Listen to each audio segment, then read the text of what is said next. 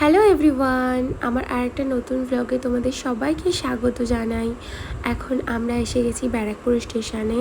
আমরা এখান থেকে শিয়ালদা যাব, শিয়ালদা থেকে এনজেপি, আর আমরা যাচ্ছি সিকিম। তো দেখো ট্রেন ছেড়ে দিয়েছে, আমরা এবার শিয়ালদা থেকে ট্রেন ধরবো।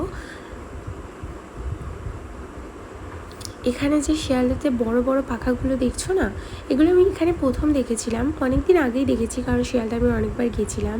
কিন্তু এখানে যে পাখার হাওয়াটা এত মিষ্টি আর এত বেশি, পাখাটা দেখলে বোঝাই যাবে না, কারণ একদম আস্তে আস্তে চলে।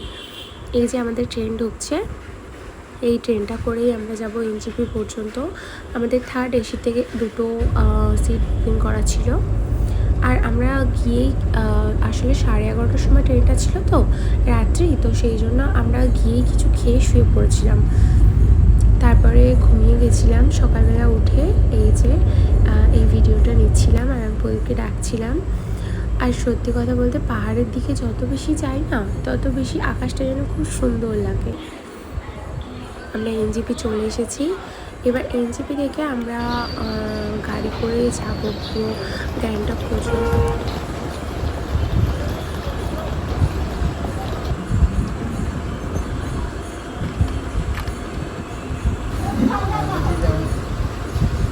এখানে আমরা একটু ব্রেকফাস্ট করে নিলাম, কারণ তারপর থেকে 8-9 ঘন্টা আমাদের গাড়িতেই কেটে যাবে।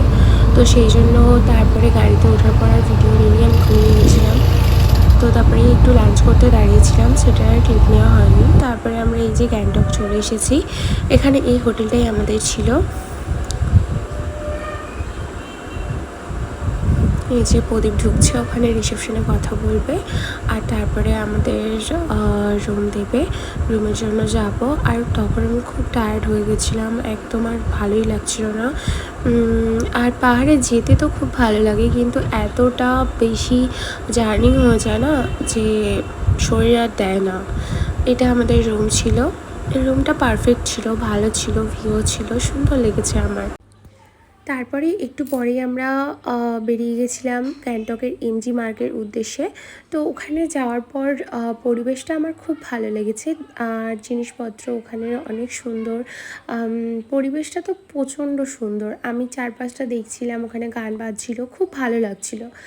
আর ওখানে অনেক রাত পর্যন্ত আলো থাকে, কিন্তু ওখানে না দোকানগুলো খুব তাড়াতাড়ি বন্ধ হয়ে যায়। এই ধরুন 8:30 কি 9টার মধ্যে সব দোকান বন্ধ। আর আমরা এতটাই রাতে গেছিলাম কি দোকানগুলো যেগুলোও বা খোলা ছিল সেগুলো আর লোকজন ঢুকতে দিচ্ছিল না, আর বেশিরভাগ দোকান তো বন্ধই হয়ে গেছিলো। তারপর টুকটাক কিছু কেনার জন্য কিছু দোকানে গিয়েছিলাম, কিছু কিনেও ছিলাম, সেটা দেখানো হয়নি।